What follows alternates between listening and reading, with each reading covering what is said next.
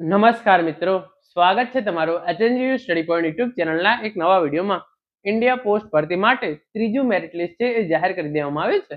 તો આજના આ વિડીયોની અંદર આપણે જોઈશું કે ત્રીજું મેરિટ લિસ્ટ છે એ તમે કેવી રીતે ચેક કરી શકો છો, સાથે સાથે કેટલા ટકાવાળાનું સિલેક્શન આ ત્રીજા મેરિટ લિસ્ટની અંદર થયું છે અને ચોથું મેરિટ લિસ્ટ જાહેર કરવામાં આવશે કે કેમ. તો હવે શરૂ કરીએ આજનો આ વિડીયો અને મેળવીએ સંપૂર્ણ માહિતી. તો વેબસાઇટ પર જવા માટે તમારે ઇન્ડિયા પોસ્ટ જીડીએસ લખીને સર્ચ કરવાનું છે. જે પહેલી વેબસાઇટ આવશે એ જૂની વેબસાઇટ છે, તો તમારે એને ઉપર કરવાની નથી. જે બીજી વેબસાઇટ તમારા સામે આવશે www.indiapost.gov.in, આ વેબસાઇટ છે એ તમારે સિમ્પલી ઓપન કરી લેવાની રહેશે. જેવી તમે આ વેબસાઇટ ઓપન કરશો, જે આ નવી વેબસાઇટ છે અને આ પ્રમાણેનું ઇન્ટરફેસ છે એ ખુલી જશે. અહીંયા તમે નીચે સ્ક્રોલ કરશો તો તમે જોઈ શકો છો શોર્ટ લિસ્ટેડ કેન્ડિડેટ્સ શેડ્યુલ 1 જાન્યુઆરી 2026, તમારે એના પર ક્લિક કરવાનું છે. આપણે ગુજરાત રાજ્ય સિલેક્ટ કરીશું અને સપ્લિમેન્ટરી લિસ્ટ 3 તમે અહીંયા જોઈ શકો છો, તમારે એને સિમ્પલી ઓપન કરી લેવાનું છે.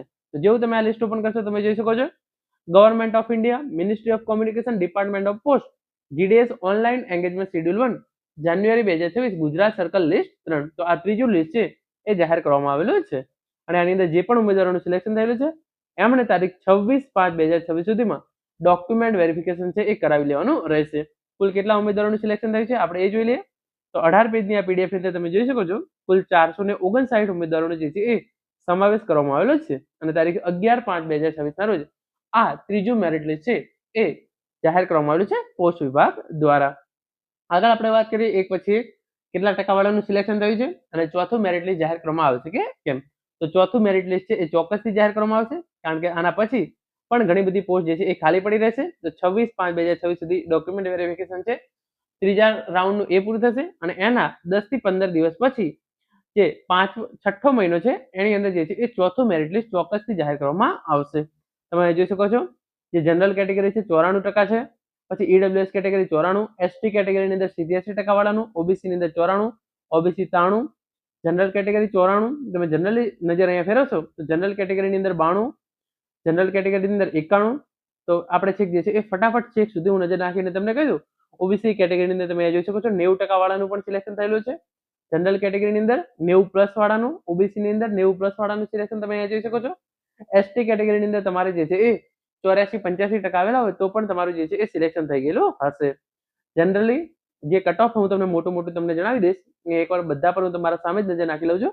તમે પણ હારે જોતા હો તો તમે જોઈ શકો છો જનરલ કેટેગરી જનરલી 90+ વાળાનું જે છે એ સિલેક્શન થયું છે. અમુક 89% વાળાનું પણ જનરલ અંદર સિલેક્શન થયું છે. તો મોટું તમે અહીંયા નજર નાખશો તો તમને એક વાત જોવા મળશે 89% તમારે આવેલા હોય તો તમારું જનરલ કેટેગરી એટલે કે અનરિઝર્વ કેટેગરીની અંદર સિલેક્શન થવાના પૂરેપૂરા ચાન્સીસ છે. તમે જોઈ શકો છો આખી તમે 18 પેજની પીડીએફ જોશો તો જનરલ કેટેગરી 89+ વાળાનું સિલેક્શન થયેલું છે. ઓબીસી કેટેગરીની અંદર પણ એ જ હાલત છે. ઓબીસી કેટેગરીની અંદર તમારે 88 કે 89 જેટલા માર્ક્સ આવેલા છે તો જ તમારું જે છે એ સિલેક્શન થયેલું છે. અને વાત કરીએ આપણે એસટી કેટેગરીની અંદર તો તમે જોઈ શકો છો ઈડબ્લ્યુએસ કેટેગરીની અંદર 87-88 તમારા માર્ક્સ હશે, એટલે કે 87-88% હશે તો તમારું સિલેક્શન છે. અને એસસી એસટી કેટેગરીની અંદર તમારા 80+ આવેલા છે તો તમારું સિલેક્શન જે છે એ ત્રીજા મેરિટ લિસ્ટની અંદર થયેલું છે.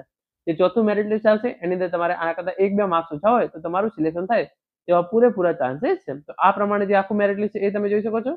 અમુક જિલ્લાઓની અંદર જનરલની અંદર તમે જોઈ શકો છો 88% સાથે પણ સિલેક્શન થયેલું જોવા મળે છે. તો 88+ સાથે તમારું